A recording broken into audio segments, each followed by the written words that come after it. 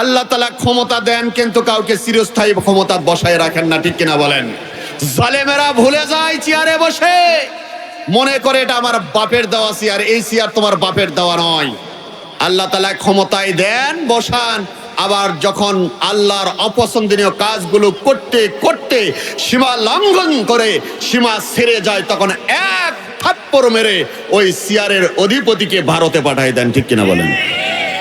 যারা কালেমা পড়ছি সকলের দায়িত্ব এবং কর্তব্য হলো আল্লাহর কোরআনটাকে শুধুমাত্র পার্সোনাল লাইফে নয়, ব্যক্তিগত জীবন থেকে নিয়ে রান্নাঘর থেকে শুরু করে নিয়ে সংসদ পর্যন্ত, সংসদ থেকে শুরু করে নিয়ে আমাদের দেশের যতগুলো সেক্টর আছে, ব্যাংক, বীমা, আদালত, কোর্ট কাছারি, বিচার বিভাগ, শিক্ষা বিভাগ, সকল সেক্টরে কোরআনকে প্রতিষ্ঠিত করতে হবে, ঠিক কিনা বলেন?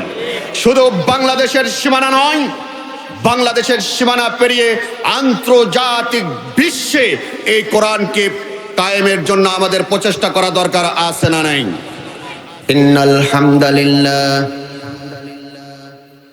ইন্নাল হামদালিল্লাহি নাহমাদুহু ওয়া নাস্তাঈনুহু ওয়া নাস্তাগফিরুহু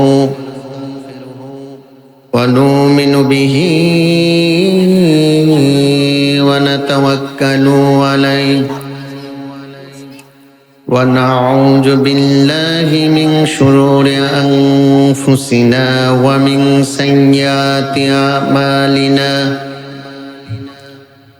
من يهده الله فلا مضل له ومن يضلله فلن تجد له ومن يضلله فلن تجد له وليا مرشدا ونشهد أن لا إله إلا الله وحده لا شريك له ونشهد أن سيدنا إمامنا قدوتنا حبيبنا طبيبنا وطبيب قلوبنا ومولانا محمدا عبده ورسوله الذي أرسله بالحق بشيرا ونذيرا وداعيا إلى الله بإذنه وسراجا وقمرا منيرا فقد قال الله تعالى في كلامه المجيد وفي فرقانه الحميد إن الله وملائكته يصلون على النبي يا أيها الذين آمنوا صلوا عليه وسلموا تسليما اللهم صل على سيدنا محمد وعلى آل سيدنا محمد مصطفى আমার উসওয়ায়ে হাসানা রাতের আধারে যেন চাঁদ মধু জোসনা আল্লাহুম্মা পড়েন সবাই মহাব্বতের সাথে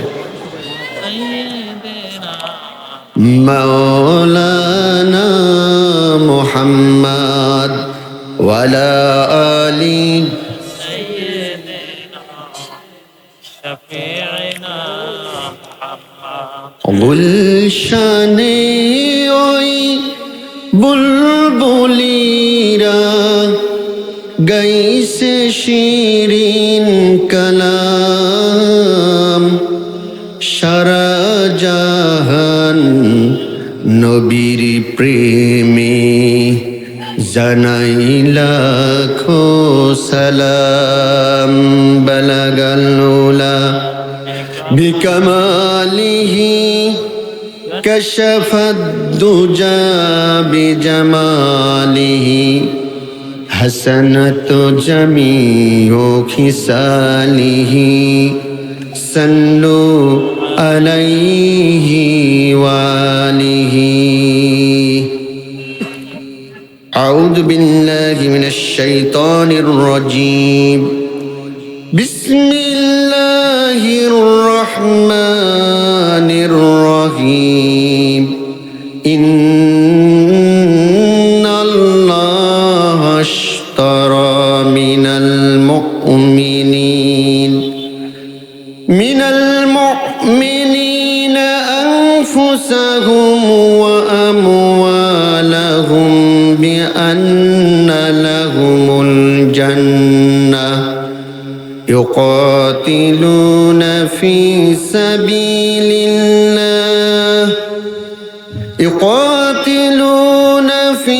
سبيل الله فيقتلون ويقتلون وعدا عليه حقا في التوراة والإنجيل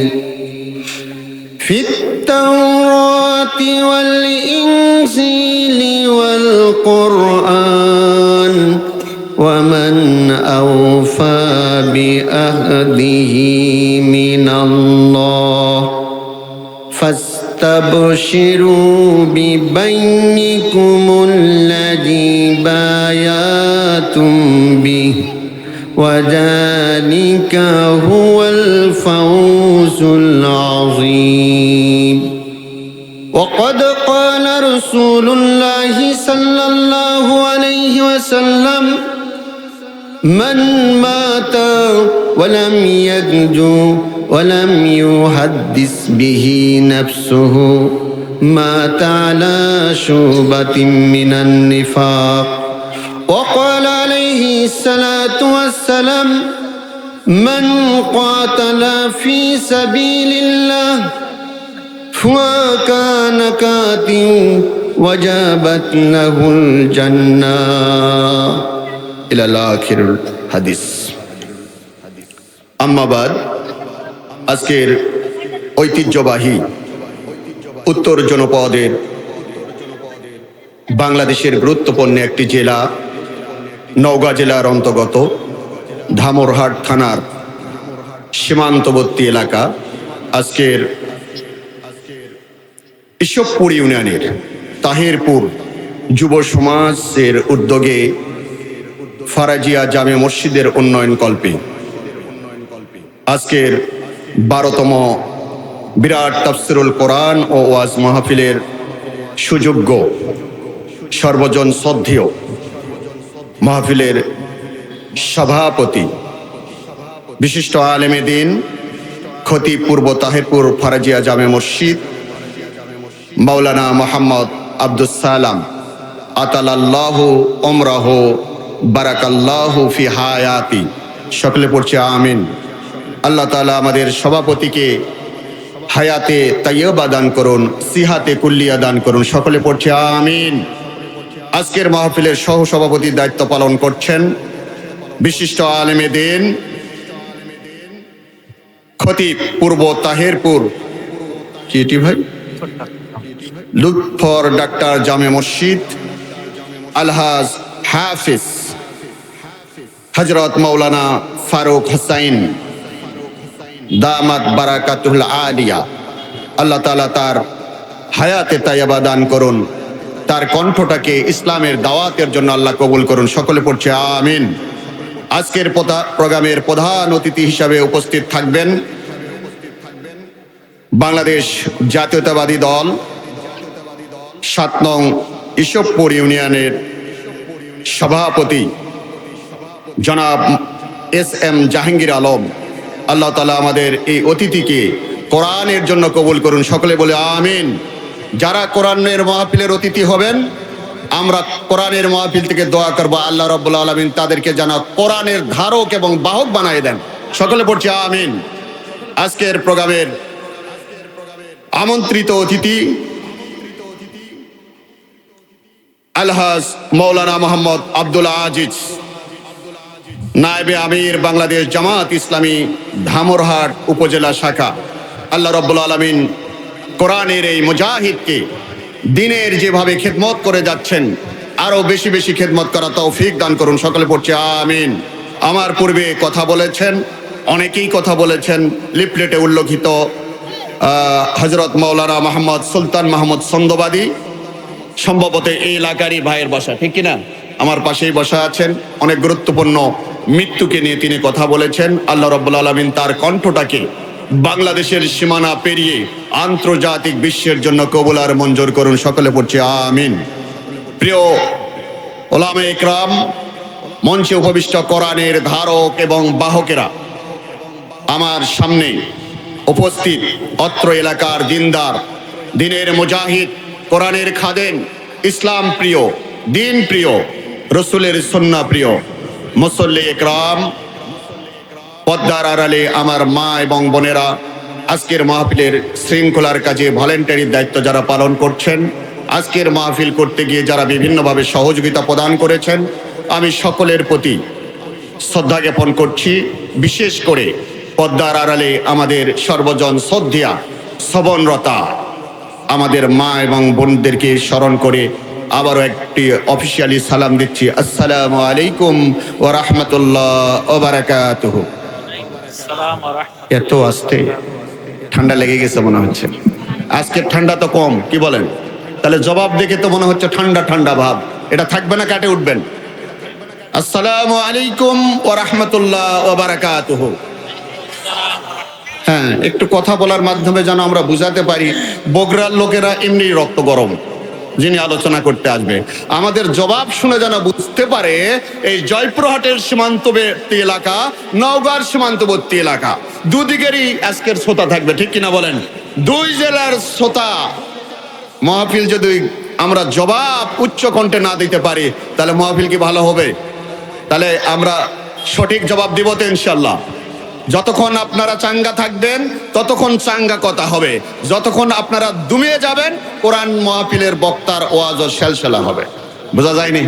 আপনারা কি চান এই মাহফিল চাঙ্গা ভাবে চলুক? পারবেন ইনশাল্লাহ? একটু হাত তুলে দেখেন কারা কারা পারবেন। লিল্লাহে তাকবীর, লিল্লাহে তাকবীর, আল কোরআনের আলো। ভাই কিসের ঘরে ঘরে জ্বালো? ঘরে তো আছেই নাকি?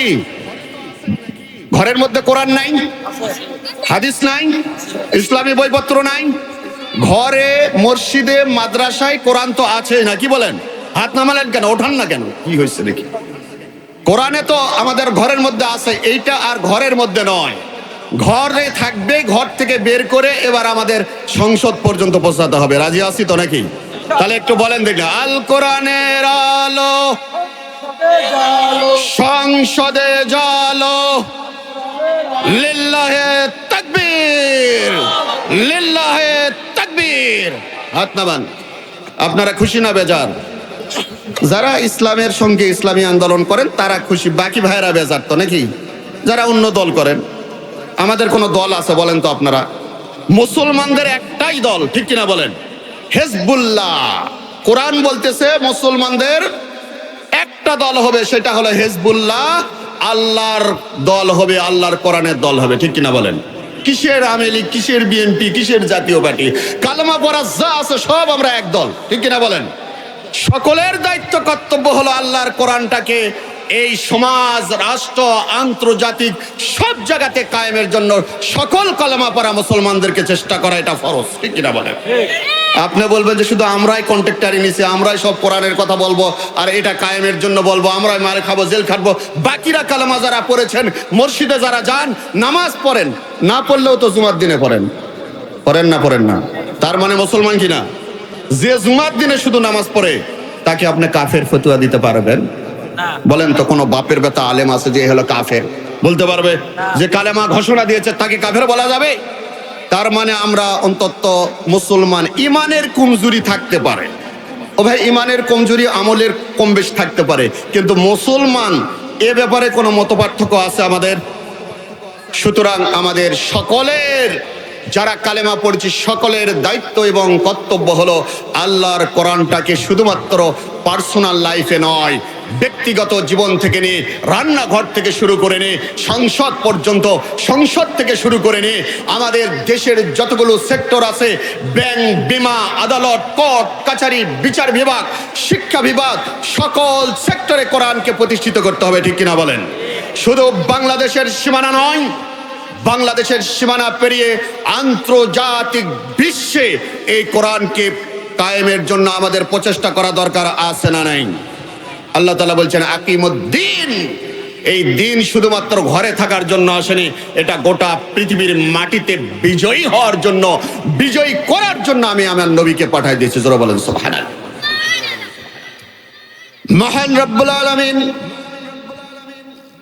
কোরআনুল কারীমের সূরা সাফে ঘোষণা করেছেন, ওয়াল্লাযী আরসালা রাসূলাহু বিল হুদা ওয়া দীনিল হক লিইয়ুযহিরাহু আলাদ দীনি কুল্লিহি।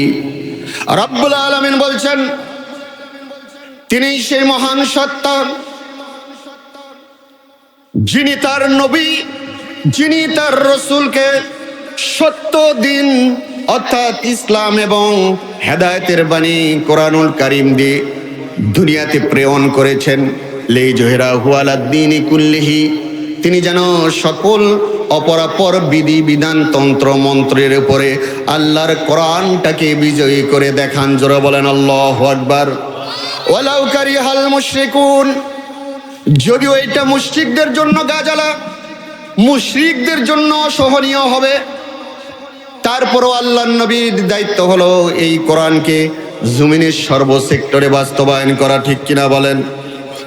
ভাই একটু আমাকে বলেন তো, আল্লাহ রসুল যে কোরআন কায়েমের জন্য এই দুনিয়ার বুকে এসেছিলেন, এই দায়িত্ব তিনি পালন করে মদিনায় একটি ইসলামী রাষ্ট্র গঠনও করেছিলেন, উনি চলে গিয়েছেন, আমাদের আর মনে হয় কোনো দায়িত্ব নেই? আছে না? নেই? আছে।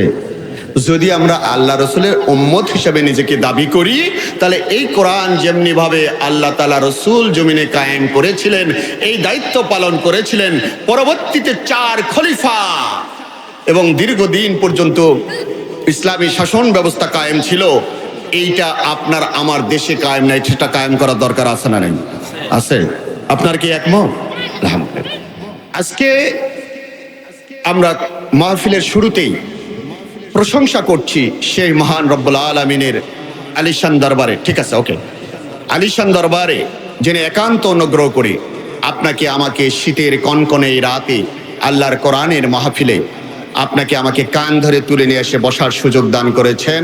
যে মাবুদ, যে মেহেরবান, যে রব্বুল আলামিন আপনাকে আমাকে এরকম একটা সুবর্ণ সুযোগ দান করলেন, সেই মাবুদের শুকরিয়ার জন্য সকলে চিৎকার বেড়ে বলছি আলহামদুলিল্লাহ।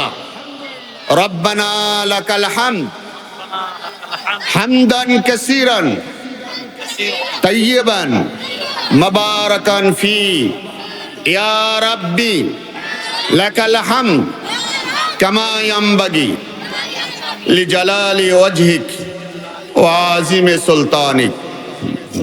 হৃদয়ের মাঝে যতটুকু প্রেম আছে, ভালোবাসা আছে, সবটুকু উজাড় করে নিবেদন করছি সেই মহান ব্যক্তিত্বের জন্য, যার নামটা সুদূর অতীতকাল থেকে নিয়ে বর্তমান কাল পর্যন্ত এবং সুদূর কিয়ামত পর্যন্ত পৃথিবীর আনাচে কানাচে সব জায়গায় সবচেয়ে বেশি শ্রদ্ধা ভরে উচ্চারিত হচ্ছিল, বর্তমানেও হচ্ছে, সুদূর কিয়ামত পর্যন্ত হতে থাকবে। সেই নেতা আপনার আমার অনুসরণীয় অনুকরণীয় ব্যক্তিত্ব, গোটা বিশ্বের মানুষের জন্য যিনি ছিলেন আইকন, যিনি ছিলেন আইডল, যিনি ছিলেন মডেল, যিনি ছিলেন উসওয়াতুন হাসানা, সর্বকালের সর্বযুগের সর্বশ্রেষ্ঠ মহামানব মুহাম্মদুর রাসূলুল্লাহ। সকলে পড়ছি সাল্লাল্লাহু আলাইহি ওয়াসাল্লাম। প্রিয় ভাইরা, আপনারা ভালো আছেন তো? আলহামদুলিল্লাহ। আমি আপনাদের খেদমতে কুরআনুল কারীমের সূরা তাওবা, কোরআনের 9 নম্বর সূরা, মোট আয়াত সংখ্যা 129। প্রিয় ভাইয়েরা, আমি আপনাদের বললাম কোন সূরা থেকে আমরা আলোচনা করব। সূরার নাম কি বলেছি? হ্যাঁ, সূরা তাওবা। কোরআন শরীফের কয় নম্বর সূরা? এই তো মনে রাখতেছেন না, তার মানে বোঝা গেল ওয়াজ সকালবেলা কোন জায়গায় যাবে। 9 নম্বর সূরা, মনে রাখেন। সূরাতে মোট আয়াত আছে 129টি। জোরে বলেন কয়টি? এই সূরার যে আয়াত নাজিল করেছি, যে আয়াত আমরা পড়েছি, তেলাওয়াত করেছি, এটি হলো 111 নম্বর আয়াত। জোরে বলেন কয় নাম্বার? এই সূরাটি হলো মাদানী সূরা। রাসূল মদিনায় যাবার পরে, হিজরতের পরে নাজিল হয়েছে বলে এটি হলো মাদানী সূরা। এই সূরার যে আয়াতটি আমরা আজকে তেলাওয়াত করেছি, আলোচনা করব, এই আয়াতটি হলো মাক্কি আয়াত। সূরা মাদানী, কিন্তু এই আয়াতটি মাক্কি আয়াত। এই আয়াতে কারিমা আল্লাহ রাব্বুল আলামিন যে বিষয়ে আলোচনা করছেন সেটি হলো আল্লাহ তাআলা সঙ্গে বান্দা মুমিন যারা তার মুমিন বান্দাদের সঙ্গে একটা ক্রয় বিক্রয়ের চুক্তি সংগঠিত হয়েছে। এই চুক্তিটি কমপ্লিট করার জন্য 5টি শর্ত উপস্থাপন করা হয়েছে। জোরে বলেন কয়টি? 5টি শপথ উল্লেখ করা হয়েছে। আমরা সেই 5টি শপথ, 5টি শর্ত এখানে যেটা উল্লেখ করা হয়েছে, এই শর্তগুলো আলোচনা করে আমার আলোচনা ইনশাল্লাহ শেষ করব। এরপরে প্রধান আলোচক এখানে আলোচনা রাখবেন। প্রিয় ভাইরা, আমরা একটু দেখতে চাই আল্লাহ রাব্বুল আলামিন এই আয়াতে কারিমাগুলোতে কি বলেছেন, কি শব্দগুলোতে আমরা যেটা উচ্চারণ করেছি আরবিতে। আল্লাহ রাব্বুল আলামিন আজ থেকে প্রায় 1500 বছর আগে জাজিরাতুল আরবে মানব জাতির হেদায়েতের জন্য একজন মানব জাতির হেদায়েত দানকারী একজন নবীকে পাঠিয়ে দিয়েছিলেন। বিশ্ব নবী মুহাম্মদুর রাসূলুল্লাহ সাল্লাল্লাহু আলাইহি সাল্লামকে রব্বুল আলামিন প্রদীপ্ত একটা সূর্য, উজ্জ্বল একটা আলোর প্রতীকা হিসাবে তাকে ঘোষণা করেছেন, প্রদীপ হিসাবে ঘোষণা করেছেন। তিনি যেখানে গিয়েছেন সেখানেই অন্ধকারের আমানিশাকে কাটিয়ে সেখানে তিনি আলোর দিশা দান করেছেন। জোরে বলেন আল্লাহু আকবার। আজ থেকে প্রায় 1500 বছর আগে বিশ্বনবী মুহাম্মদুর রাসূলুল্লাহ সাল্লাল্লাহু আলাইহি সাল্লাম ধুলির ধারাতে আসলেন জাতিকে সংশোধন করার জন্য। কারণ আরব বিশ্বে জাজিরাতুল আরবের মানুষগুলো খুন করত, হত্যা করত, জেনা করত, মদ পান করত, নারীবাজি করত, যাত্রা করত, থিয়েটার করত, গান বাজনা করত, অশ্লীলতা বেহাপনার একবারে অতল গহ্বরে লোকগুলো নেমে গিয়েছিল। এই জাহান্নামের পথযাত্রী মানুষগুলোকে জান্নাতের পথে পরিচালিত করার জন্য বিশ্বনবী মুহাম্মদ রাসূলুল্লাহ সাল্লাল্লাহু আলাইহি সাল্লাম বয়স যখন তার মাত্র 17 বছর, সেই সময় তিনি একটি সংঘ স্থাপন করেছিলেন যার নাম হলো হিলফুল ফুজুল। এর মাধ্যমে তিনি 23টি বছর ধরে চেষ্টা করলেন। জাতির কোনো উন্নতি তেমন উল্লেখযোগ্য হলো না। বিশ্বনবী মুহাম্মদ রাসূলুল্লাহ সাল্লাল্লাহু আলাইহি ওয়াসাল্লাম এবার জাতির ভাগ্যের পরিবর্তনের জন্য জাহান্নামী পথযাত্রী মানুষগুলোকে জান্নাতের পথে পরিচালিত করার জন্য একটা নির্ভুল কনস্টিটিউশন, সংবিধানের জন্য তিনি ধ্যানমগ্ন থাকতে শুরু করলেন, তপস্যা করতে শুরু করলেন হেরা পর্বতের গিরি গুহায়। বয়স যখন 40 পূর্ণ হলো, জিবরিল আমিন একদিন সূরা আলাকের 5টি আয়াত নিয়ে হাজির হলেন। কোরআন নাজিল ধারাবাহিকভাবে চলতে থাকলো। এবার বিশ্বনবী মুহাম্মদুর রাসূলুল্লাহ সাল্লাল্লাহু আলাইহি ওয়াসাল্লাম মানব জাতির হেদায়েতের জন্য এই কোরআনের আয়াতগুলো যখনই নাজিল হতো, ওই সমাজের কাফেরগুলোকে শোনায়ে দিতেন। কাফেরগুলো এই কোরআনের দাওয়াত গ্রহণ করলো না, বরং মুহাম্মদুর রাসূলুল্লাহ সাল্লাল্লাহু আলাইহি সাল্লাম এবং তার সঙ্গী সাথী যারা ছিল, হযরতে আবু বকর সিদ্দিক রাদিয়াল্লাহু আনহু, হযরত বেলাল, হযরত খাব্বাব, হযরত সুমাইয়া রাদিয়াল্লাহু আনহা যারা কালেমার দাওয়াত দিতেন তাদেরকে মারতে শুরু করলেন, পিটাতে শুরু করলেন, রক্তাক্ত করলেন, কাউকে বা শহীদ করে দিলেন। কারো হাত কেটে নেওয়া হলো, কারো পা কেটে দেওয়া হলো, কারো চোখ উপড়িয়ে ফেলা হলো, কারো দান শহীদ করে দেওয়া হলো। এভাবে করে জুলুম এবং নির্যাতনের স্টিমরোলার চলতে শুরু করলো। নবুয়াতের একেবারে 13তম বৎসর, ত্রয়োদশ বৎসর, মদিনাতে এর আগে দুইটা দল এসেছিল। আকাবার প্রথম শপথ, রাতের বেলা আল্লাহর নবী মুহাম্মদুর রাসূলুল্লাহ সাল্লাল্লাহু আলাইহি সাল্লাম 60 জন ব্যক্তিকে শপথ বাক্য পড়ায়ে দিলেন, মুসলমান হলেন, মদিনায় যারা দাওয়াতি কাজ শুরু করলেন।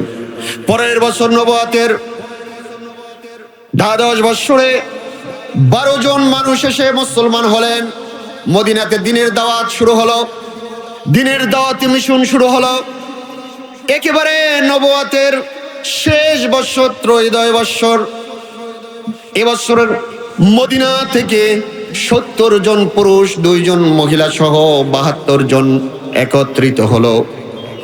একত্রিত হবার পরে যখন সংবাদ দেওয়া হলো তারা মুসলিম ধর্ম গ্রহণ করার জন্য, কালেমা পড়ার জন্য আসছে, বিশ্বনবী বললেন বিশাল বড় 72 জনের বহর, বিশাল বড় বহর। মক্কার চতুর্দিকে পরিবেশ খারাপ, ইসলাম বিরোধী, কোরআন বিরোধী, রসুল বিরোধী। এই লোকগুলো সব একত্রিত হয়েছে, মুসলমানদেরকে বিভিন্নভাবে তাদের উপর টর্চার করা হচ্ছে, জুলুম এবং নির্যাতনের স্টিমুলার চলছে। দিনের বেলা যদি আবু জেহেলের লোকজন দেখতে পাই, আবুল আহাবের লোকজন দেখতে পাই, উতবার লোকজন দেখতে পাই, সাইবার লোকজন দেখতে পাই, কাউকে আস্ত রাখবে না। ভয় আছে না? নেই? আছে না? বিগত বছরগুলো পার হয়ে গেছে, আলেম ওলামারা, মসজিদের ইমাম, খতিব, পীর, গাওস, কুতুব, টুপি পরা দাড়িওয়ালা লোকগুলো গ্রামের মধ্যে অ্যাম্বুলেন্স ঢুকেছে, হুইসেল মারছে, মসজিদ থেকে হুজুর বের হয়ে জঙ্গলের মধ্যে দৌড়। ঠিক না বল? ভুলে গেছেন নাকি? ভুলে গেছেন? বলা হচ্ছে হুজুর অ্যাম্বুলেন্স আসছে, অ্যাম্বুলেন্স করছে না ভাই, অ্যাম্বুলেন্স নয়, এটা পুলিশের গাড়ি। ঠিক কিনা বলেন? সেই পুলিশ এখন হুজুরদেরকে চেয়ার ছেড়ে দিচ্ছে কিনা? লেলাঞ্জুরা কাইফা তামালুন। আল্লাহ তাআলা ক্ষমতা দেন কিন্তু কাউকে চিরস্থায়ী ক্ষমতা বসায় রাখেন না। ঠিক কিনা বলেন? জালেমেরা ভুলে যায় চেয়ারে বসে, মনে করে এটা আমার বাপের দেওয়া চেয়ার, এই চেয়ার তোমার বাপের দেওয়া নয়। আল্লাহ তাআলা ক্ষমতায় দেন, বসান, আবার যখন আল্লাহর অপছন্দনীয় কাজগুলো করতে করতে সীমা লঙ্ঘন করে সীমা ছেড়ে যায়, তখন এক থাপ্পড় মেরে ওই চেয়ারের অধিপতিকে ভারতে পাঠিয়ে দেন। ঠিক কিনা বলেন? প্রিয় ভাই, পরিবেশ অত্যন্ত খারাপ। বিশ্বনবী মুহাম্মদ রাসূলুল্লাহ সাল্লাল্লাহু আলাইহি সাল্লাম বললেন 72 জনের বহর, অনেক বড় বহর, একসঙ্গে মিটিং করা যাবে না। দিনের বেলা, রাতের বেলা গোপন মিটিং করতে হবে। আকাবার পাহাড়ের পাদদেশে আয়োজন করো। নিশীথ রাত যখন হবে সেই সময়ে এই শপথ অনুষ্ঠান সংগঠিত হবে। রাতের বেলায় বিশ্বনবী মুহাম্মদুর রাসূলুল্লাহ সাল্লাল্লাহু আলাইহি সাল্লাম আকাবার পাদদেশে যায় দাঁড়াইলেন। দেখলেন 70 জন পুরুষ, 2 জন মহিলা মদিনা থেকে এরা মুসলমান হওয়ার জন্য হয়ে এসেছেন। এখনো ইসলাম ধর্ম গ্রহণ করেননি, কালেমা পড়েন নাই। বিশ্বনবী মুহাম্মদুর রাসূলুল্লাহ তাদের উদ্দেশ্যে একটা বক্তব্য দিলেন, এখন তোমাদেরকে কালেমা পড়ে দেওয়া হবে, তোমাদেরকে মুসলমান বানানো হবে। যদি তোমাদের পক্ষ থেকে কোনো কথা থাকে আমাকে বলেন। সাহাবীরা দাঁড়িয়ে গেলেন, বললেন ইয়া রাসূলুল্লাহ, ইয়া হাবিবাল্লাহ, আমরা এখনো মুসলমান হইনি, কিন্তু কালেমা পড়ার নিয়ত করে মদিনা থেকে বের হয়েছি। বিশ্বনবীকে বললেন আমাদের কোনো কথা নেই, বরং আপনার পক্ষ থেকে যদি কোনো কথা থাকে আপনি আমাদের সামনে তা উপস্থাপন করতে পারেন, আমরা মানার জন্য চেষ্টা করব। বিশ্বনবী বললেন তোমাদের উদ্দেশ্যে আমার মাত্র 2টা কথা আছে। 1 নাম্বার কথা হলো লা তুশরিক বিল্লাহ, আল্লাহর সঙ্গে কাউকে শরীক করা যাবে না। আল্লাহর সঙ্গে জীবনে কখনো কাউকে শরীক করবে না। আল্লাহর বিধানের সঙ্গে কাউকে শরীক করবে না। আল্লাহর কোরআনের সঙ্গে কাউকে শরীক করবে না। আল্লাহ তাআলা এক এবং অদ্বিতীয়, আল্লাহ তাআলাকে একমাত্র উপাস্য হিসাবে বন্দেগীর অধিকারী হিসাবে তাকে তোমরা মেনে চলবা। 2 নম্বর সত্য হলো আমি নবী মুহাম্মদ রাসূলুল্লাহ সাল্লাল্লাহু আলাইহি ওয়াসাল্লাম তোমরা যেন যেমন করে নিজের সম্পদকে ভালোবাসো, নিজের জীবনকে নিরাপত্তা দান করো, নিজের ভালোর জন্য যেমন চেষ্টা করো, আমি নবী মুহাম্মদ রাসূলুল্লাহ সাল্লাল্লাহু আলাইহি সাল্লাম মক্কার পরিবেশ অত্যন্ত খারাপ চলছে, হয়তো মক্কায় আমার থাকাই হবে না, একদিন এই মক্কা ছেড়ে আমাকে মদিনায় চলে যেতে হবে। সেই দিন তোমাদের জীবন, তোমাদের সন্তান সন্ততি, তোমাদের স্ত্রী কন্যা পিতা মাতা, তাদের যেমন নিরাপত্তা দাও, নিজের জীবনের যেমন তোমরা ভালো করার জন্য চেষ্টা করো। আমি নবী মুহাম্মদুর রাসূলুল্লাহ সাল্লাল্লাহু আলাইহি সাল্লামকে এভাবে তোমাদেরকে নিরাপত্তা দিতে হবে, ভালোবাসতে হবে। তোমরা কি পারবা? সকল সাহাবীরা বললেন, ইয়া রাসূলুল্লাহ, আমরা পারবো, আমরা প্রস্তুত। বিশ্বনবী বললেন, তাহলে কলেমা পড়ো, মুসলমান হও। এরপরে ওই 70 জনের মধ্যে একজন দাঁড়িয়ে গেলেন, নাম হলো আব্দুল্লাহ ইবনে রাওহা রাদিয়াল্লাহু আনহু, যিনি পরবর্তীতে মুতার প্রান্তরে শাহাদাত বরণ করেছিলেন। সেই আব্দুল্লাহ ইবনে রাওহা রাদিয়াল্লাহু আনহু তিনি দাঁড়িয়ে বললেন, ইয়া রাসূলুল্লাহ, ইয়া হাবিবাল্লাহ, প্রিয় ভাইরা আমার,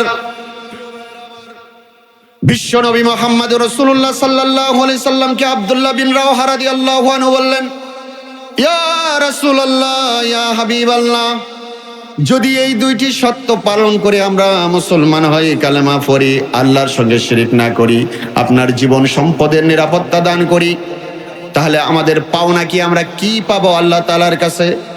বিশ্বনবী কোনো কথা বলতে পারলেন না।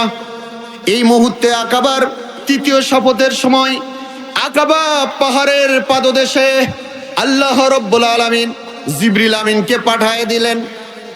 কোরআনুল কারীমের যে আয়াতটি আমরা তেলাওয়াত করেছি, এই আয়াতখানি নিয়ে জিবরিল আমিন আসলেন, তেলাওয়াত করে বিশ্বনবীকে শোনায় দিলেন। বিশ্বনবী ওই সাহাবীদের প্রশ্নের জবাবে এই আয়াতটি উপস্থাপন করছেন। তিনি বলছেন, ইন্নাল্লাহা আশতারা মিনাল মুমিনিনা আনফুসাহুম ওয়া আমওয়ালাহুম বিআন্না লাহুমুল জান্নাহ। জোরে বলেন আল্লাহু আকবার। বিশ্বনবী বললেন, ইন্নাল্লাহা আশতারা, হে সাহাবীরা, তোমরা বলেছিলে 2টি সত্য পালন করে যদি আমরা মুসলিম হই, তাহলে আমাদের জন্য এর বিনিময়ে কি দেওয়া হবে? আল্লাহ তাআলা তোমাদের প্রশ্নের জবাব দিয়ে দিয়েছেন। কোরআনুল কারীমের আয়াত নাজিল হলো, এখনই শুনে নাও। আল্লাহ তাআলা বলছেন, ইন্নাল্লাহা আশতারা, নিশ্চয় আল্লাহ তাআলা মিনাল মুমিনিনা, মুমিনদের কাছ থেকে ক্রয় করে নিয়েছেন, আনফুসাহুম ওয়া আমওয়ালাহুম, তাদের জান এবং তাদের মাল, বিআন্না লাহুমুল জান্নাহ, তোমরা যদি তোমাদের জান, তোমাদের মাল দিয়ে আল্লাহর দিনকে কবুল করে থাকো, এই দিনের উপরে অটল থাকতে পারো, আল্লাহ তাআলার কাছে, আল্লাহ তাআলার সঙ্গে যদি কাউকে শরীক না করো, বিশ্বনবী মুহাম্মদ রাসূলুল্লাহর জীবনের নিরাপত্তা দান করো, তাহলে আল্লাহ রাব্বুল আলামিন এর বিনিময়ে বিআন্না লাহুমুল জান্নাহ, আল্লাহ তাআলা তোমাদেরকে বিনিময়ে একটা বিশাল বড় জান্নাতের অধিকারী বানিয়ে দিবেন। জোরে বলেন আল্লাহু আকবার। সত্য কয়টা? জোরে বলেন কয়টা? 1 নাম্বার, এখানে আমি বলেছিলাম যে আল্লাহ তাআলা এই আয়াতে কারিমায় তার সঙ্গে মুমিনদের যে ক্রয় এবং বিক্রয় সুসংগঠিত করেছেন, এইটার জন্য সত্য দিয়েছেন 5টা। জোরে বলেন কয়টা? 5। 1 নাম্বার হলো, একটি ক্রয় এবং বিক্রয় সুসংগঠিত হবার জন্য একজন ক্রেতা লাগবে না, লাগবে না। এখানে আল্লাহ তাআলা ইন্নাল্লাহা আশতারা, নিশ্চয় আল্লাহ তাআলা ইশতারা, ক্রয় করে নিয়েছেন, তার মানে আল্লাহ তাআলা এখানে নিজেই বায়ার হয়েছেন, ক্রেতা হয়েছেন, ঠিক কিনা বলেন? 1 নম্বর সত্য হলো একজন ক্রেতা, বায়ার। এই আয়াতে আল্লাহ তাআলা নিজে বায়ার হয়েছেন। 2 নম্বর সত্য হলো, কোন ক্রয় এবং বিক্রয় সুসংগঠিত হওয়ার জন্য শুধু ক্রেতা থাকলে হবে না, বিক্রেতাও থাকা লাগবে না, লাগবে না। আল্লাহ তাআলা আপনাকে আমাকে মিনাল মুমিনিনা, মুমিনদেরকে বিক্রেতা, সেলার বানায় দিয়েছেন। 2 নম্বর সত্য। তাহলে আল্লাহ হলেন ক্রেতা, আমরা হলাম বিক্রেতা। 3 নম্বর সত্য, প্রোডাক্ট, গুডস, মাল লাগবে, মাল। ক্রেতাও আছে, বিক্রেতাও আছে, কিন্তু গরু নাই, ক্রয় বিক্রয় হবে? ক্রেতাও আছে বিক্রেতাও আছে, সানাসুর নাই হবে। সুতরাং 3 নম্বর সত্যটা লাগবে, গুডস প্রোডাক্ট। আল্লাহ রাব্বুল আলামিন প্রোডাক্টস হিসাবে এখানে 2টা জিনিস উল্লেখ করছেন, তিনি 2টা জিনিস কিনবেন। জোরে বলেন কয়টা? 1 নাম্বার হলো আনফুসাহুম, 2 নাম্বার হলো আমওয়ালাহুম। মুমিনদের কাছ থেকে আল্লাহ তাআলা তাদেরকে ক্রেতা বানাইয়া 2টা জিনিস ক্রয় করবেন, একটা হলো তাদের জান আর একটা হলো তাদের মাল। জোরে বলেন কয়টা? 2টা, জান আর মাল। জান আর মাল এই 2টা নেওয়ার পরে মুমিনদের কাছে আর কিছু থাকে? জোরে বলেন কিছু আছে? আপনার জানটাকে নিয়েছেন কিন্তু এখনো মরিনি, আমানত রাখছেন। মালটাকে নিয়েছেন, মাল বলতে জাগতিক যত সম্পদ, সব সম্পদগুলো কে ক্রয় করেছেন? আপনার আমার কি আছে? ফকির বানাই দিয়েছেন। আল্লাহ তাআলা বলছেন আল্লাহু গানিয়ুন ওয়া আনতুমুল ফুকারা। আমি আল্লাহ জ্ঞানী, আমি ধনী, সকল সম্পদের মালিক আমি। জোরে বলেন সুবহানাল্লাহ। তোমরা সব গোষ্ঠী শুদ্ধা ফকির। আমরা অনেকেই কেউ বড়লোক সাজি, কেউ জমিদার সাজি, কেউ 1000 কোটি টাকার মালিক সাজি, 1 টাকাও দাম নাই। ঠিক কিনা বলেন? 1 সেকেন্ডের মধ্যে রাজা আর 1 সেকেন্ডের মধ্যেই ফাঁসির আসামি। ঠিক কিনা বলেন? 10 বছরের রাজা আর হলো 20 বছরের সাজা। ঠিক কিনা বলেন? সুতরাং রাজাকে সাজা দিতে আল্লাহর সময় যিনি চলে গেছেন ওনারও মৃত্যুদণ্ড হয়েছে বাংলাদেশের আদালতে। ঠিক কিনা বলেন? কয়েকদিন আগেই মনে হচ্ছিল মনে হয় ওনাকে নামিয়ে দেওয়ার মতো শক্তি গোটা পৃথিবীতেই নেই। মুরব্বীরা করছে বাবা তোমরা যা করেছো করেছো, আপাতত বাদ দাও। পারবা না এর সঙ্গে। কিন্তু আল্লাহ তাআলা পারবেন কিনা? আমরা পারি না, কিন্তু আল্লাহ পারেন কিনা? আল্লাহ তাআলা বলছে ইন্না বাতশা রাব্বিকা লাশাদীদ। আমি যখন ধরিতে ধরার মতো করে ধরি, আর 1 চুল পরিমাণ সরতে পারে না। ঠিক কিনা বলেন? সুতরাং আমি আল্লাহ, সেই আল্লাহ, এর চেয়ে বড় বড় সত্যিকে আমি ধরেছি। ফেরাউন নমরুদকে পানিতে চুবাইছে, মশার কামড়ে বিদায় দিছে। ঠিক কিনা বলেন? প্রিয় ভাইরা আমার, আল্লাহ রাব্বুল আলামিন মুমিন বান্দাদের জান ক্রয় করে নিলেন, মাল ক্রয় করে নিলেন, আপনাকে আমাকে নিঃস্ব বানায় দিলেন। কিন্তু এখনো যারা আমরা নিজেকে মুমিন হিসাবে দাবি করি, কিন্তু আমরা আমাদের জান এবং মালকে বিক্রয় করতে পারিনি। ঠিক কিনা বলেন? জান যদি বিক্রি হয়, ফজরের নামাজের সময় যদি প্রচন্ড ঠান্ডা হয়, আপনার মুয়াজ্জিন সাহেব যখন মসজিদের মিনার থেকে আওয়াজ দিয়ে বলে আল্লাহু আকবার, আল্লাহু আকবার, হাইয়া আলাস সালাহ, হাইয়া আলাল ফালাহ, আল্লাহর চেয়ে বড় আর কেউ নাই। আল্লাহ হলেন সবচেয়ে বড়। আসো নামাজের দিকে, আসো কল্যাণের দিকে। ওই ব্যক্তি যদি মুমিন হয়, সে ভাববে আমার জান তো আমার নয়, যতই ঠান্ডা হোক আমাকে মসজিদে যেতে হবে, নামাজ আদায় করতে হবে। ঠিক কিনা বলেন? কারণ এই জানের মালিক তো আল্লাহ। যেই মালিক আমার জান ক্রয় করেছেন, সেই মালিক ডাক দিয়ে বলতেছেন বান্দারে কল্যাণের দিকে আসো, সালাতের দিকে আসো। কিন্তু বান্দা কেন নামাজের দিকে যাবে না? যেই ব্যক্তি জান মাল বিক্রি করেছে, সে তো ঠিকই মসজিদের দিকে যাবে। ঠিক কিনা বলেন? প্রিয় ভাইরা আমার, যিনি জান বিক্রি করেছেন, তিনাকে যখন আহ্বান করা হবে আল্লাহর কোরআন প্রতিষ্ঠিত করার জন্য, কোরআনের দিন কায়েমের জন্য, রাজপথে মিছিল করতে হবে। পুলিশ থাকতে পারে, র্যাব থাকতে পারে, বিজিবি থাকতে পারে, তারপরে সে ভয় করবে নাকি? জোরে বলেন, ভয় করবে নাকি? ভয় কখনো মুমিন বান্দা করতে পারেন না। সাহাবায়ে কেরাম ভয় করেন নাই। বিশ্বনবী মুহাম্মদুর রাসূলুল্লাহ সাল্লাল্লাহু আলাইহি ওয়াসাল্লাম যখন দিনের দাওয়াতি কাজ শুরু করে দিলেন, আফ্রিকার সে নিগ্র কালো কুৎসিত যুবক হযরত বেলাল রাদিয়াল্লাহু আনহু দিনের দাওয়াত গ্রহণ করেছেন, কবুল করেছেন। উমাইয়া বিন খালফ সংবাদ পেয়েছে তারই গোলাম মুহাম্মাদের দলে নাম লিখেছেন, মুহাম্মাদের দলে অংশগ্রহণ করেছেন, কালেমা পড়েছেন, মুসলমান হয়েছেন। বললেন বেলাল, শুনতে পেলাম তুমি নাকি মুসলমান হয়েছ। বেলাল বললেন উমাইয়া, আমার মুনিব, আপনি যা শুনেছেন তা মিথ্যা নয়, সত্য। এতটুকু বলতে দেরি, মার শুরু হতে দেরি নয়, সঙ্গে সঙ্গে পা থেকে মাথা পর্যন্ত মারতে শুরু করলো। মক্কার দুষ্ট যুবকগুলো দিয়ে গালায় রশি পরানো হলো, পাথরের উপর দিয়ে টেনে নেওয়া হলো, সারাদিন পাথরের উপর দিয়ে টেনে নেওয়া হলো। তার পিঠের চামড়াগুলো, গোস্তগুলো, পাথর, চোখা চোখা পাথরগুলোর সঙ্গে লেগে রক্তে লালে লাল হয়ে গেলেন হযরত বেলাল রাদিয়াল্লাহু আনহু। সূর্য যখন পশ্চিম দিগান্তে ঢলে পড়ে, সূর্যের দিকে মুখ দিয়ে প্রচন্ড উত্তপ্ত আগুনের মতন বালিগুলো গরম হয়ে আছে মরুভূমির, ওই বালির উপরে কাটা শরীরটাকে শীত করে শোয়ায় দিয়ে তার বুকের উপরে পাথর চাপা দিয়ে, পিঠের উপরে পাথর চাপায় দিয়ে সূর্যের দিকে মুখ করে তাকে তাকিয়ে থাকতে বললেন। হযরত বেলাল রাদিয়াল্লাহু আনহু সারাদিন জুলুম এবং নির্যাতনের সহ্য করেছেন। প্রচন্ড তৃষ্ণার্ত, পানির জন্য বুকের ছাতি যেন ফেটে যাবে। একটু পানি পান করতে পারলে মনে হয় স্বস্তি লাগবে, কিন্তু পানি এই কথাটি উচ্চারণ করার মতন শক্তিও শরীরের মধ্যে নাই। বিশ্বনবী মুহাম্মদ রাসূলুল্লাহ সাল্লাল্লাহু আলাইহি সাল্লামের এই মধ্যে মুজাহিদ সাহাবী পানির কথা উচ্চারণ করতে পারেন না, মুখটা আস্তে আস্তে নড়তেছে, কি যেন আওয়াজ হচ্ছে। উমাইয়া বিন খালদ তার মনে করলেন এবার বুঝি বেলাল সম্ভবত কষ্ট পেয়েছে, মুহাম্মদের দল পরিত্যাগ করবে হয়তো। কি যেন মিটমিট করে ঠোঁট নাড়ায় বলছেন। উমাইয়া বিন খালদ বুঝার জন্য তার কানের গোড়া হযরত বেলাল রাদিয়াল্লাহু আনহুর ঠোঁটের কাছে, মুখের কাছে যখন নিয়ে গেছেন, তখন বলছেন, বেলাল বুঝতে পেরেছি তুমি অনেক কষ্ট পেয়েছো, তুমি যদি আবার কুফরি ধর্মে ফিরে আসো, মুহাম্মাদের দল পরিত্যাগ করো। এ বেলাল, তোমার কোনো টাকা লাগবে না, পয়সা লাগবে না, বিনা টাকায় বিনা পয়সায় তোমার হাসপাতালে ভর্তি করে দেওয়া হবে, তোমাকে সুস্থ করে তোলার জন্য যা খরচ হবে সমস্ত খরচগুলো আমি দিব। বেলাল, তুমি মুহাম্মাদের দল পরিত্যাগ করো, আল্লাহর দিন পরিত্যাগ করে কাফের হয়ে যাও।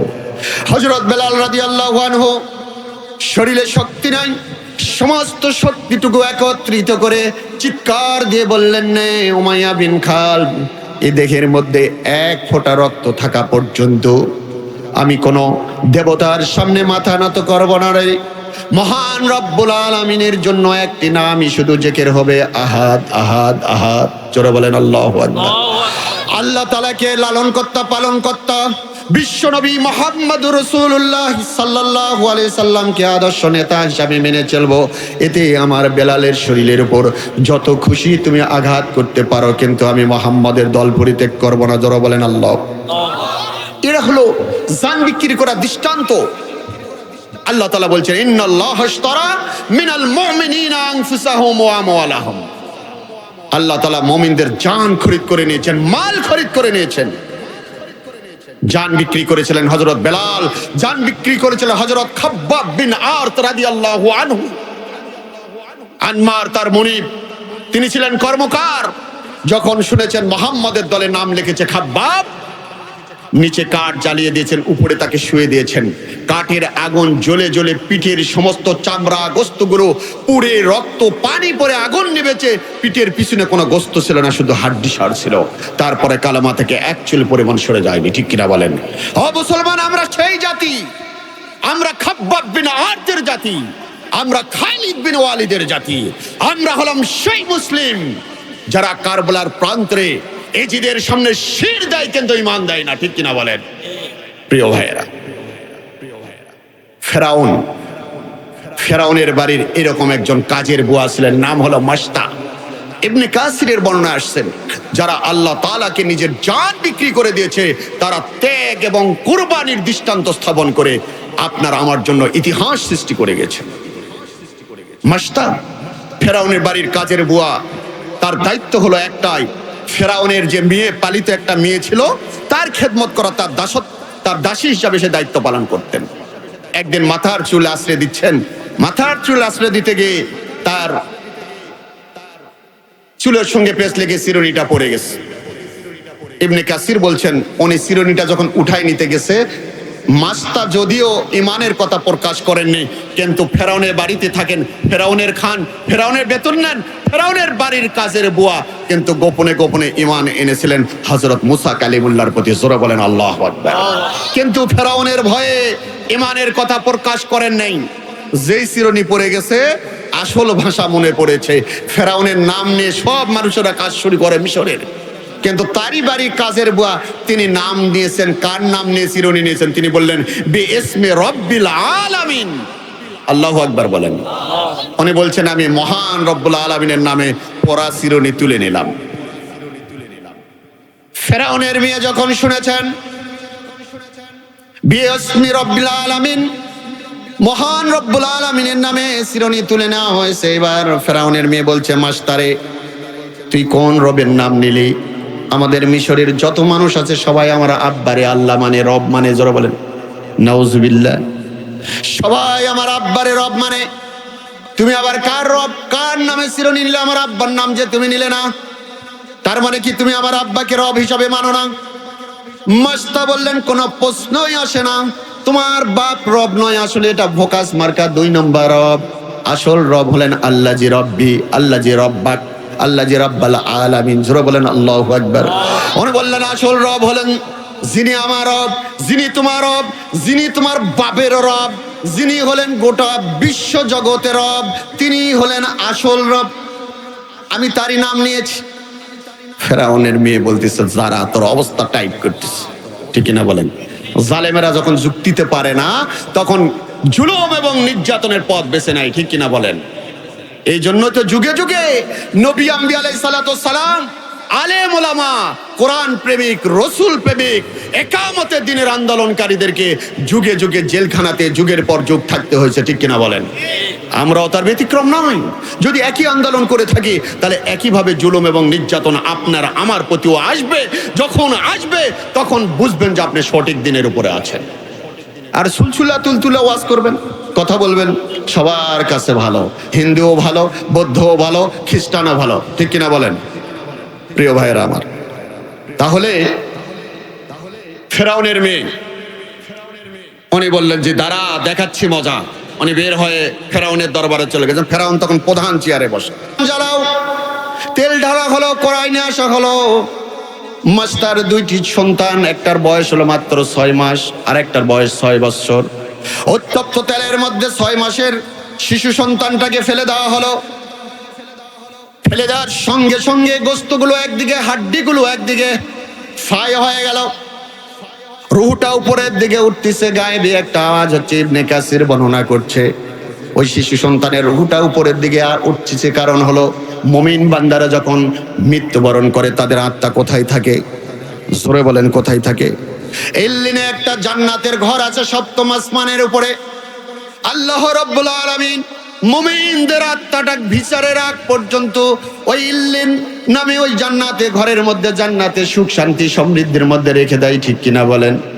রুহটা উপরের দিকে উঠতেছে, বলতেছে উম্মি উম্মি, হে আমার মা, হে আমার মা, লা তাখাফি ওয়ালা তাহজানি, আপনি ভয় করবেন না, চিন্তা করবেন না, ইন্নাকি আলাল হক, আপনি সত্য দিনের উপর প্রতিষ্ঠিত আছেন।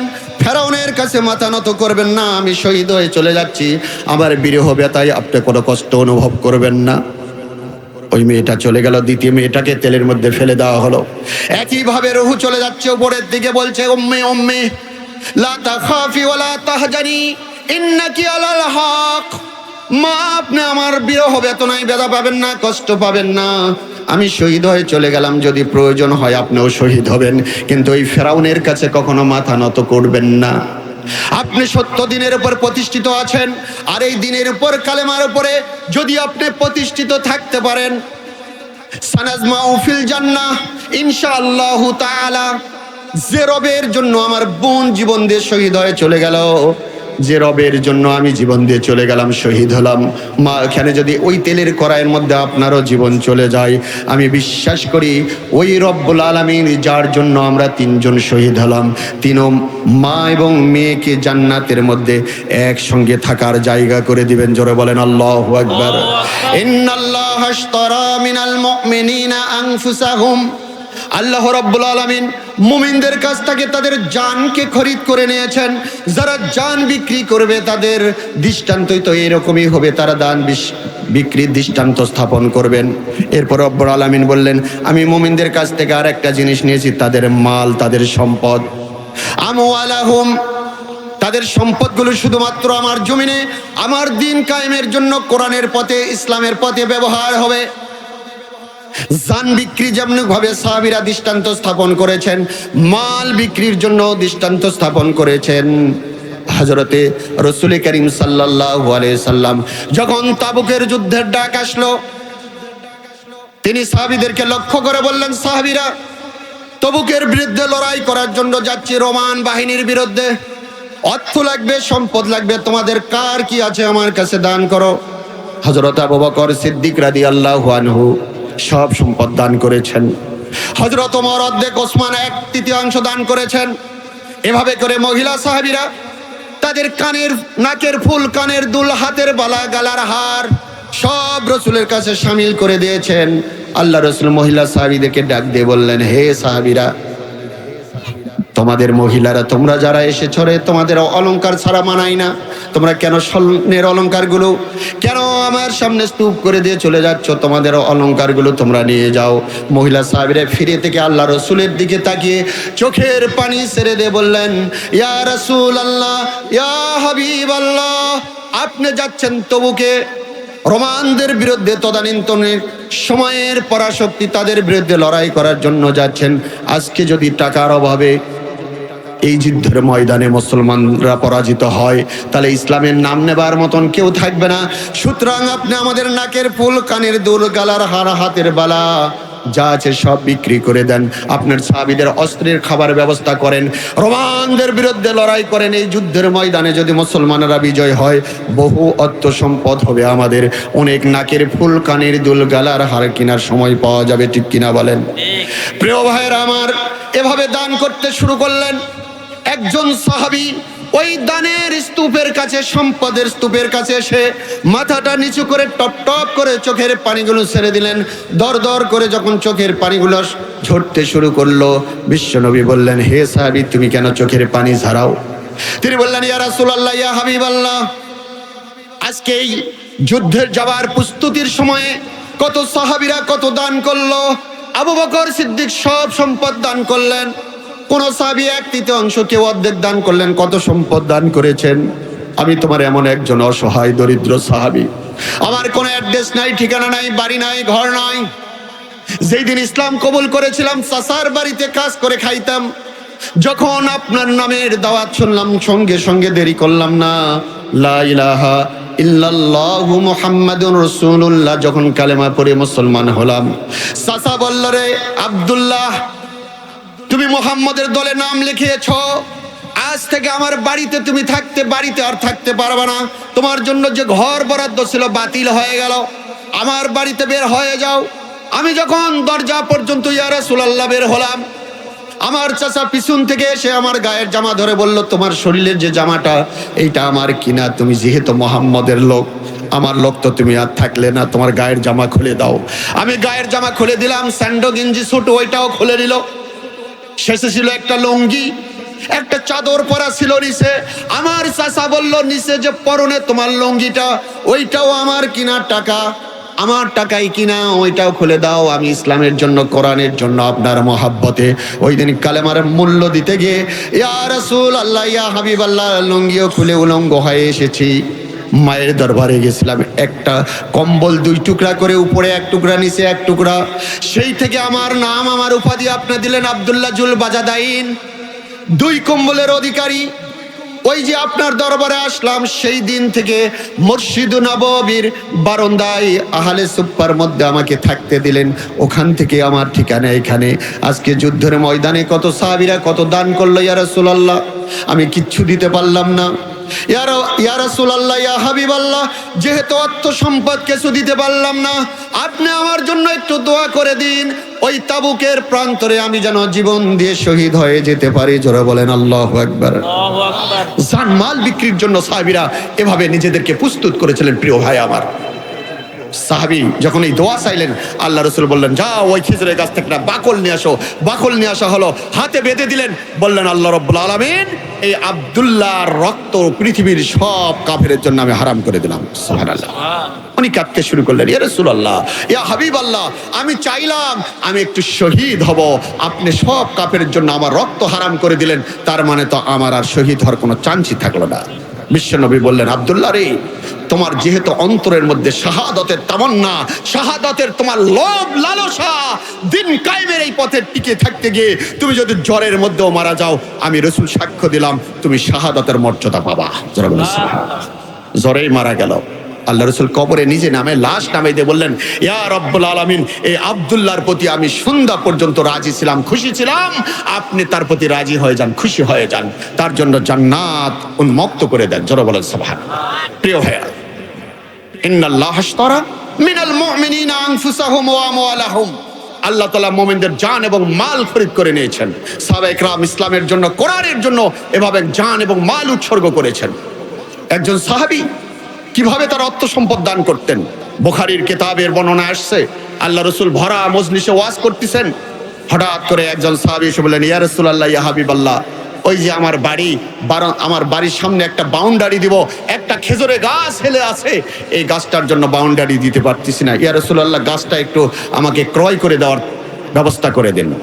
বিশ্বনবী সাহাবীদেরকে বললেন যে এই গাছের মালিককে ডাকো। তারে ডাকা হলো।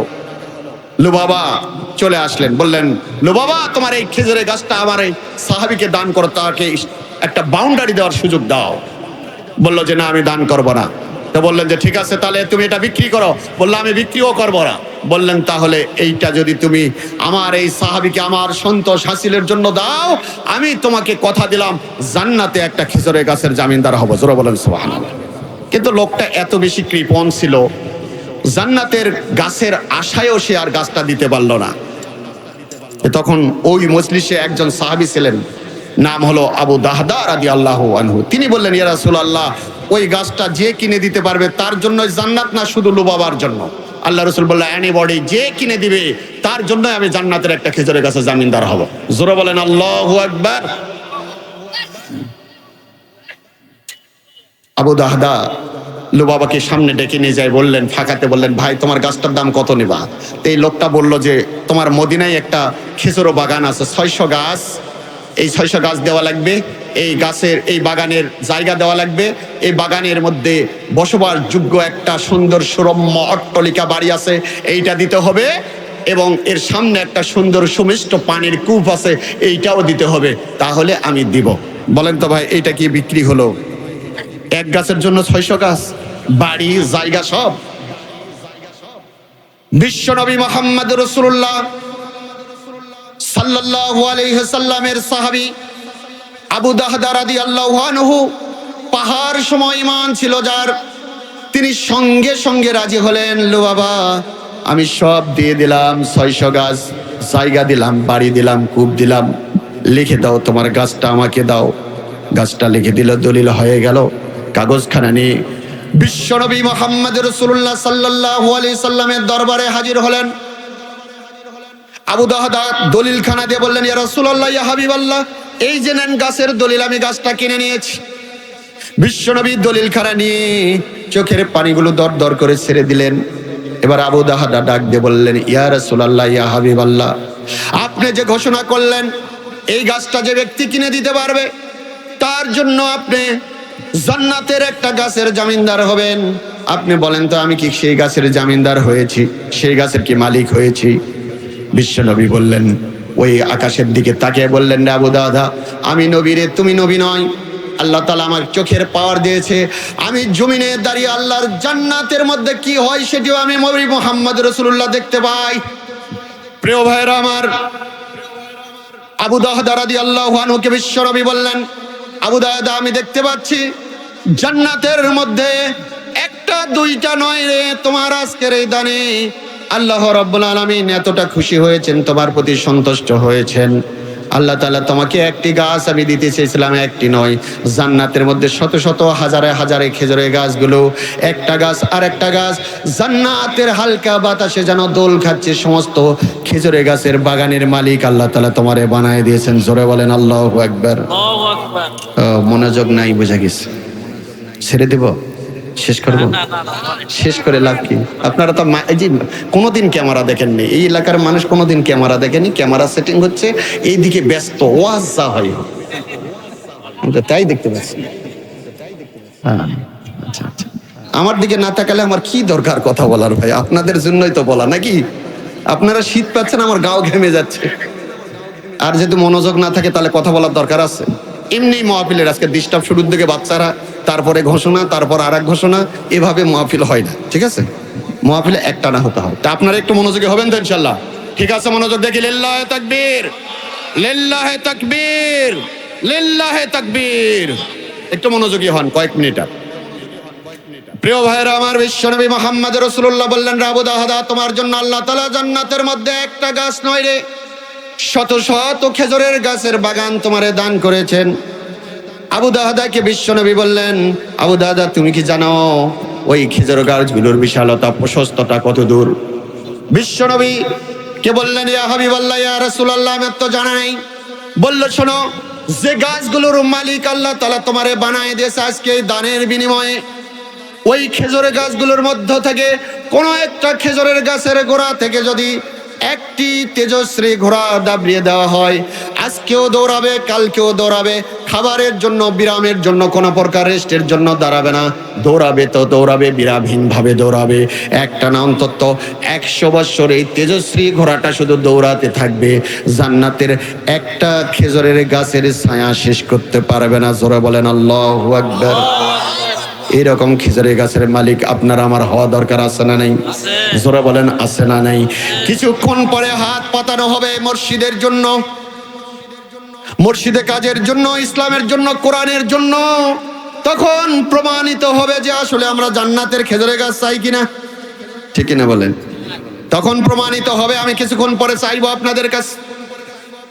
প্রিয় ভাইরা আমার, যে সমস্ত সাহাবীরা, যে সমস্ত মুমিনেরা, ইন্নাল্লাহ আশতারা মিনাল মুমিনিনা আনফুসাহুম ওয়া আমওয়ালাহুম, তারা আল্লাহ তাআলার কাছে তাদের জান এবং তাদের মাল বিক্রয় করবে, আল্লাহ রাব্বুল আলামিন তাদেরকে বিনিময়ে একটা জিনিস দিবেন। 4 নম্বর সত্য, এক্সচেঞ্জ প্রাইস, জান্নাত, বিআন্না লাহুমুল জান্নাহ।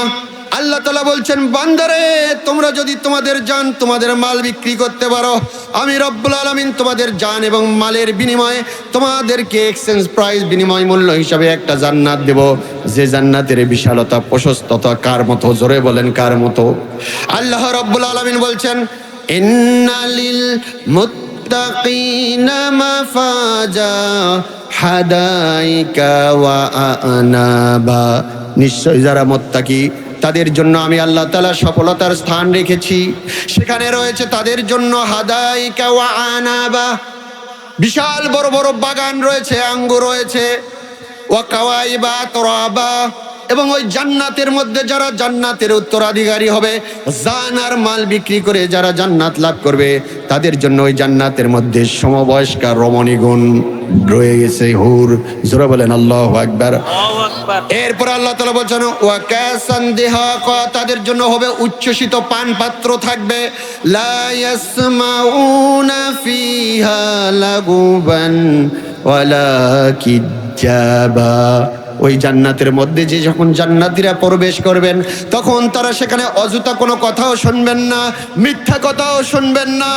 আল্লাহ রাব্বুল আলামিন বলছেন, ওয়াসারিউ ইলা মাগফিরাতিম মির রাব্বিকুম ওয়া জান্নাতিন আরদুহাস সামাওয়াতু ওয়াল আরদ উইদ্দাত লিল মুত্তাকিন। জোরে বলেন আল্লাহু আকবার।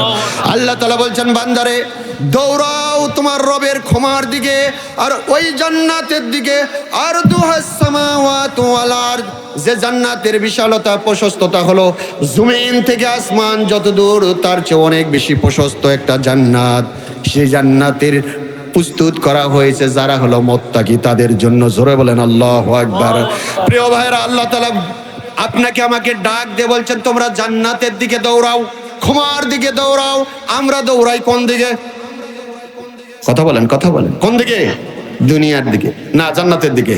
জান্নাতের কাজে নাই। দুনিয়ায় যদি শোনে যে অমুক জায়গায় গেলে 100 টাকা করে চেয়ারম্যান প্রার্থী দিচ্ছে, তাহলে মনে করেন এখান থেকে 10 কিলোমিটার হাঁটে দৌড় দেবে, ঠিক কিনা বলেন? কিন্তু দুনিয়াতে যে বলা হয় 1 ওয়াক্ত নামাজ পড়লে বাড়ি থেকে মসজিদে গেলে 27 ওয়াক্তের সব পাওয়া যাবে, 27 গুণ পাওয়া যাবে, ঠিক কিনা বলেন? এই জায়গায় কি দৌড় দেয়? তার মানে আমরা দুনিয়াতে না আখেরাতে? জান্নাতে না দুনিয়াতে, কোনটা পাওয়ার জন্য বেশি আগ্রহী? দুনিয়ার কিছু পাইলে দেখবেন পাগল পারা। আল ইনসানু হারিসুন হারিসুন মাহরুমুন। বলা হচ্ছে যে মানুষগুলো লোভী আর লোভীগুলোই হয় বঞ্চিত, ঠিক কিনা বলেন? ঈসা আলাইহিস সালামের সময়ে তিন বন্ধু, মানুষ যে দুনিয়া আকৃষ্ট, তিন বন্ধু, কাজ নাই, ভবঘুরে, বেকার যুবক, তো যাচ্ছে শহরে কাজের খোঁজে। যাইতে যাইতে মরুর পথ, বালির পাশে মরুভূমিতে দেখে যে বড় বড় 4টা স্বর্ণের বার। কি জোরে একবার কিছু বলবেন কিনা? সুবহানাল্লাহ বলেন না। কিসের বার? 4টা স্বর্ণের বার। বেকার যুবক, যাদের কোনো সম্পদ অর্থ কাজকর্ম চাকরি বাকরি কিচ্ছু নেই, যাচ্ছে কাজের সন্ধানে। সুখবর না দুঃসংবাদ? সুখবর। সম্পদ ছিল না, ভেজালও ছিল না। যেই সম্পদ পালে তিনজন এখন চিন্তা করে, আমরা মানুষ হলাম তিনজন, বার হলো 4টি, কেমনে ভাগ করি রে ভাই? 3টি হলে না হয় একটা করে নেওয়া যায়, আর একটা ভাঙবো কেমনে, কেমনে ভাগ হবে? পেরেশান হয়ে গেলেন। এর মধ্যে একজন বললেন যে পরে ভাগ হবে, খিদা লাগছে, আগে বাজারে যাও কিছু নিয়ে আসো। রুটি নিতে গেছেন, 2জন বসে বসে ভাবতেছে, আরে এক বেটা রুটি নিবার গেল বাজারে। ওই বেটা যদি না থাকতো তাহলে আমরা 2জন ছিলাম, সুন্দর করে 2 করে 4টা বার ভাগ করা যেত, ঠিক কিনা বলেন? এখন যিনি রুটি নিবে যাচ্ছেন উনি চিন্তা করতেছেন, আরে ভাই 4টা বার 3টা মানুষ কেমনে ভাগ করি? রুটির সঙ্গে বিষ নিয়ে আসে দিমনি, ওই 2 বেটা খায় মরবে, 4টার মালিক আমি হমো। এতক্ষণ সম্পদও নাই, খারাপ চিন্তাও নাই। যেই সম্পদ আসছে সেই খারাপ চিন্তা মাথায় ঢুকছে না, ঢোকেনি। আল ইনসানু হারিসুন হারিসুন মাহরুমুন। যারা লোভী হয় এই লোভীগুলোই বঞ্চিত হয়ে যায়। যেই ভাবনা সেই কাজ। 2 জনা ভাবতেছে ওই বেটা রুটি নিতে আসছে, 2 জনা 2 লাঠি নিয়ে দাঁড়িয়ে থাকবো। যেই আসবে কোনো কিছু বুঝে ওঠার আগেই মাথায় বাড়ি দিয়ে এখানেই শেষ করে দেব, তাহলে আর ঝামেলা থাকলো না, 2 জনা 2টা করে পামো। চিন্তা ভালো? সম্পদের প্রতি লোভ আছে না নাই? এখন যিনি বাজারে গেছে উনি চিন্তা করছে দরকার কি, দরকার কি? রুটিতে বিষ মাখামো, 2টা খাবে, মরা যাবে, 4টার মালিক আমি হমো। উনিও রুটির বিষ মাকে খাওয়া দাওয়া করে পেট ভরে খাইয়া রুটিতে বিষ মাকে নিয়ে আসছে। আর এই 2 জনা লাঠি নিয়ে আগের প্ল্যান অনুযায়ী দাঁড়িয়ে আসছে। যেই আসছে মাথায় বাড়ি, কোনো কিছু বলার আগেই জায়গায় খতম, লাশ পড়ে গেল। এখন 2 জনা করছে, এখন 2 করে 4টা থেকে গেল। এখন আমরা 2 জনা তো ভাগ হয়ে গেছে, 2টা করে হয়েছে। আগে ক্ষুধা লাগছে, খাই। এখন ক্ষুধার ঠেলাই ভাই কোনটা বাসি কোনটা পচা গন্ধও লাগে না, ঠিক কিনা বলেন? রোজার মাসে দেখেন না, যা পাই তাই খাই। আগে খাই তো প্রচন্ড তৃষ্ণার্ত, ক্ষুধার ঠেলায় বিষ মাখা গন্ধ টন্ধ কিচ্ছু পায় না, আচ্ছা ধরে পেট ভরে খাইছে। কিছুক্ষণ পরে বিষের ক্রিয়া শুরু হবে না? নাই শুরু হবে না? কাঁপতে কাঁপতে 2টাই জায়গায় খতম। 3টা লাশ পড়ে আছে, স্বর্ণের বার স্বর্ণের জায়গায় পড়ে আছে। মানুষ লোভী আছে না নাই? আমরা মুসলমান খালি খাইতে জানি, দুনিয়া লাভ করতে জানি, আখিরাতের জন্য আমাদের কাজ নাই, ঠিক কিনা বলেন? ওই যে আমার এক ওস্তাদ বলতেন যে 3 বন্ধু যাচ্ছে, একজন হলো মুসলিম, একজন হলো খ্রিস্টান, আর একজন হলো ইহুদি। রাস্তা দিয়ে যাচ্ছে, তো যাইতে যাইতে রুটি নিছে 4টা, মানুষ হলো কয়টা? মানুষ 3 জন, রুটি 4টা। তো বলছে ভাই আমরা 3 জন আছি, তো একটা রুটি বেশি আছে, এটা কে খাবে? বললো যে যিনি মুরব্বী ছিলেন তিনি বলতেছেন যে হলো রুটিটা তাদের, সেই খাবে। আমরা ঘুমাই বটের গাছের নিচে, যিনি ভালো স্বপ্ন দেখবেন তিনি এই রুটি খাবেন। প্রিয় ভাইরা, তাহলে ওনারা বলতেছে যে তাহলে কি হবে? তাহলে একটা ভালো স্বপ্ন যে দেখবে সেই 2টা খাবে, বাকিরা 1টা করে। এখন মুসলমানের চেয়ে চালাক কোন দেশের মানুষ আছে? যারা বলেন মুসলমান বেশি চালাক নাই ভাই? ঘুমাইছে সবগুলা। ঘুমার পরে ঘুম থেকে একসময় জাগছে, জাগার পরে বললো যে কে কি স্বপ্ন দেখছো বলো। তো এখন যিনি ইহুদি ছিলেন উনি বলতেছে যে আমি সবচেয়ে ভালো স্বপ্ন দেখছি, আমি 2টা খাবো। কয়টা খাবো? কি স্বপ্ন দেখছি? আমি স্বপ্ন দেখেছি, আমার স্বপ্ন সবচেয়ে ভালো, যখন ঘুমায় গেলাম ঘুমের মধ্যে দেখি ইহুদি ধর্মের নবী হিসাবে মানে মুসা কালিমুল্লাহকে বলল আমি 6ষ্ঠ আসমানে মুসা নবী আছে, সেখানে তার সঙ্গে দিদার করলাম, কোলাকুলি করলাম, কথোপকথন হলো। সুতরাং আল্লাহর নবীর সঙ্গে কথা বলা, দেখা করা, এর চেয়ে ভালো স্বপ্ন কার হইতে পারে? আমি 6ষ্ঠ আসমানে গেছিলাম, সেখানে তার সঙ্গে দেখা হলো, সুতরাং উঠি আমি 2টা খাবো। যিনি খ্রিস্টান উনি বললো যে তোমার চেয়ে আমার স্বপ্ন ভালো। কি স্বপ্ন ভালো?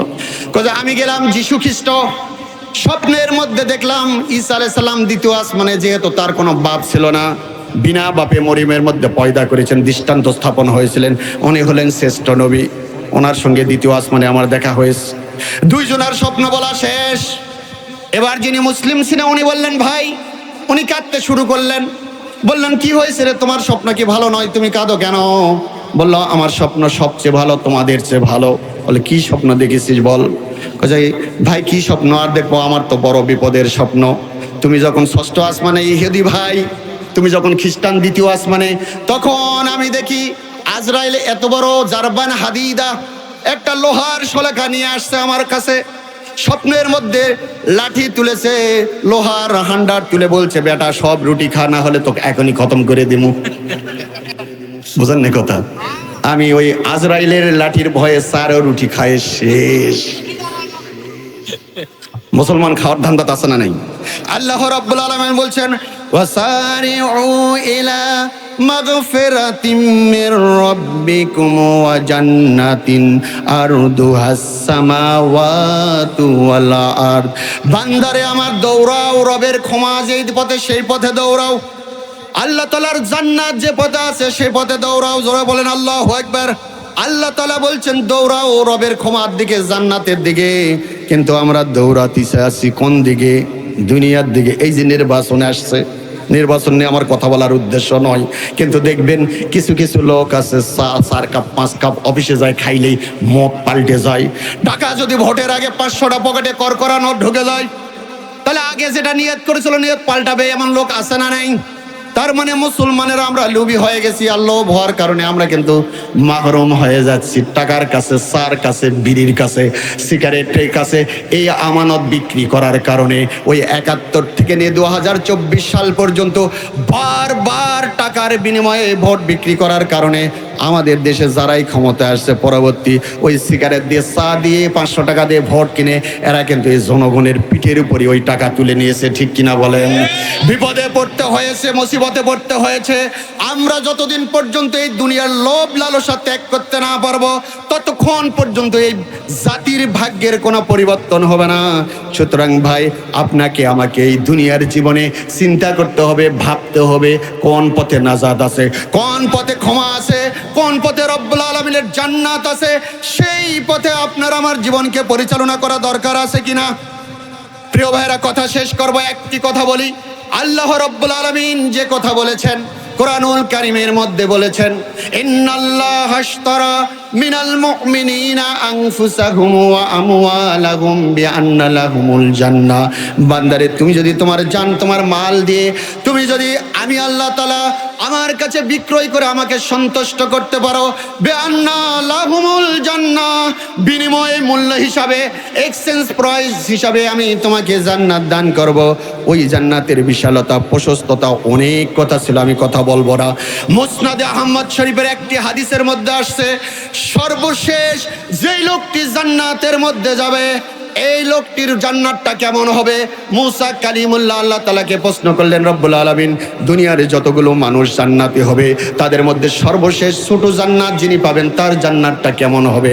আল্লাহ তাআলা বর্ণনা করেন, একজন মানুষ জান্নাতি হবে সর্বশেষ, সবচেয়ে ছোট জান্নাত যিনি পাবেন এই লোকটার অবস্থা হলো এমন, শুধু ঈমান আছে, আমল ভালো না থাকার কারণে লক্ষ লক্ষ বছর জাহান্নামের আগুনের মধ্যে পড়ে জাহান্নামের কয়লাগুলো কালো যেমন হয়েছে, এই লোকটার চেহারাও তেমনি ভাবে কালো হবে। এরপরে ওই লোকটা অনেক দিন পরে জাহান্নামের আগুন থেকে আমি রব্বুল আলামিন রে মুসা শুনতে পাবো, কে যেন ডাক দিয়ে বলছে, ইয়া আল্লাহু ইয়া রহমানু ইয়া রাহিমু ইয়া হান্নানু ইয়া মান্নান ইয়া হাইয়ুল ইয়া কাইয়ুম বলে যখন জিকির করবে, আমি ফেরেশতাদেরকে নির্দেশ দিব, দেখো তো ওই জাহান্নামের মধ্যে কে যেন আমার নামে জিকির করে। ফেরেশতা যাই খুঁজতে থাকবে, কয়লাটা মানুষ চিনার উপায় নাই। এরপরে কপালের মধ্যে নূরের একটা আলো দেখে চিনতে পারবে। আল্লাহ বলবেন, আমার বান্দারে তুলে নিয়ে আয়, জাহান্নাম এবং জান্নাতের মাঝখানে আরাফ নামে একটা জায়গা আছে, ওইখানে নিয়ে রাখ, আমার বান্দাকে তুমি নিষ্কৃতি দাও, জিকির করেছে জাহান্নামের মধ্যে। আল্লাহ রব্বুল আলামিনের ফেরেশতারা তাকে তুলবে। হায়াতুন নাহার একটা জান্নাতের একটা নহরের মধ্যে তারে ডুবাইয়ে দিবে। যেই লোকটা কয়লার মতন কালো কুৎসিত ছিল, ওই লোকটা হায়াতুন নহরের মধ্যে ডুবার পরে পূর্ণিমার চাঁদের চেয়ে বেশি আলোকিত হয়ে যাবে। জোরে বলেন আল্লাহু আকবার। এই লোকটাকে আরাফে যখন রাখা হবে, চিৎকার মেরে জোরে জোরে কাঁদতে থাকবে।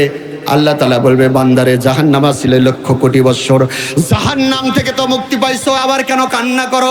বলছে, আল্লাহ মুক্তি দিয়েছো, তোমার শুকরিয়া আদায় করি। এমন এক জায়গায় রাখছে, একদিকে জাহান্নাম আর একদিকে জান্নাত। জাহান্নামের তর্জন গর্জন শুনে বুকটা বড় শুকে যায়। আল্লাহ দয়া করে এখান থেকে মুক্তি দিয়ে দাও।